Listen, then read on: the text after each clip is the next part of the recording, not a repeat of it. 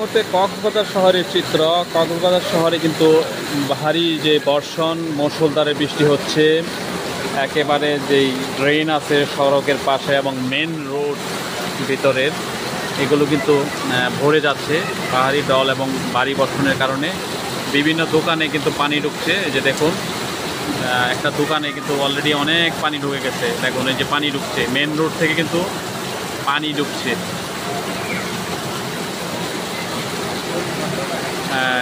দেখুন এলাকার যে চিত্র, কি পরিমাণ পানি, একেবারে নৌকা চালানোর মতো অবস্থা। এখন একটি নৌকা নিয়ে কিন্তু চালানো যাবে এখানে।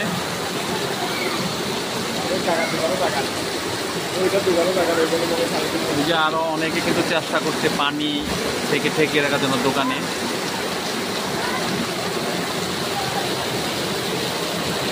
কি একটা অবস্থা, বাংলাদেশের সব জায়গায় বৃষ্টি হচ্ছে। এবার মনে হয়